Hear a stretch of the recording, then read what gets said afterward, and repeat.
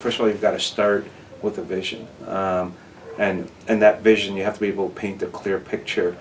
But you then also need to take that from a vision to a strategy, to tactics, to operations, and that's probably the biggest challenge I think we face. So to paint that vision, the question is how did you come up with that vision? And the best way to come up with that vision is actually to ask your stakeholders, to ask your community groups, to ask your clients as well.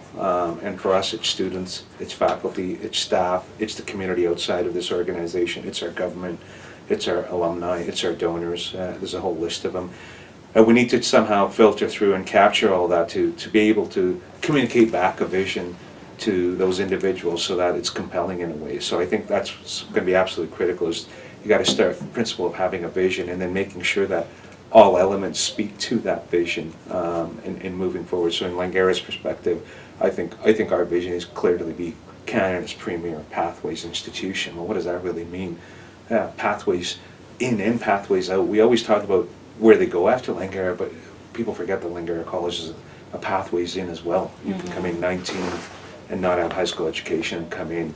You can come in from any other country with grade 12 with limited English and go through a pathway in.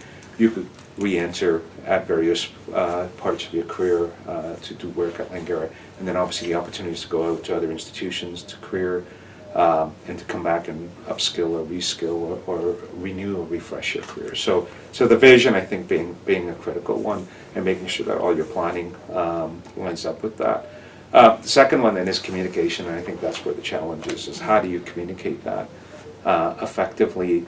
And there's various levels of communication, and different stakeholders will have different forms of communication, because when you communicate, you need to speak to the individual. You got to know who your audience is, and how is this vision compelling, and how is it going to help them, and how is it going to make them see that the future is better, bigger, and brighter for them, whether that's in the day-to-day work that they do, whether it's the role that they play at the institution. And just coming from a sport background personally, I really believe that every role at the institution is absolutely critical, whether you're the president or you are the frontline staff person. And in fact, sometimes I think about the inverted triangle. Frontline staff people know more than anything else. Sure. And there's times where I think we as administrators are the least informed about anything. And so that's really important to make sure that we understand that part. So that whole communication, but in the context of the individual so that they buy into that. And then the third one is understanding the institution's culture.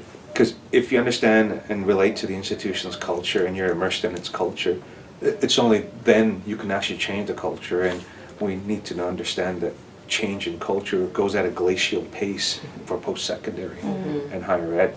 At our institution, we've been fortunate, I think, that we've had champion change agents at various levels, so we've been able to accelerate some of those changes, which is not typical for higher ed institutions. The first one is, this is just really personal for me, begin with the end in mind. You must begin with the end in mind, but it needs to be personal to the individual. Right. So if I'm coming to have a dialogue with the two of you, and we are going to talk about how we might move the institution forward, or we might just going to engage in any kind of a conversation, I have to understand that, okay, well, here's where the college wants to go. Help make sure that you hopefully understand that picture, but then understand from your perspective how you're going to contribute to that picture, and kind of work backwards from there. And at some point throughout that conversation, you're going to get to saying, here's the value and the contribution you're going to make to that particular area. And those are just individual, those are coffee conversations. They are not formal sit-down meetings in many cases. They certainly are not performance measures, because you need to bring out the best of the individual, and the best will come out when you have that dialogue. So begin with that end in mind, and then work backwards to how's that individual going to help you with that. And then the second one, I'll honestly say it's about communication. When I say communication, it's not just the verbal and the body language, it's the underlying motivation communication. It's understanding how do you create an environment where people have the opportunity to excel to their strengths, and how do you help them function in a team environment. So that whole team piece. So when we talk about communication in this sense, I'm really talking about a broader sense, and it's not just how you communicate, but what is the intention of that communication, how does it contribute to developing a team, how does it contribute to You know, it's kind of the linking all the chains together to make sure that the chain is strong.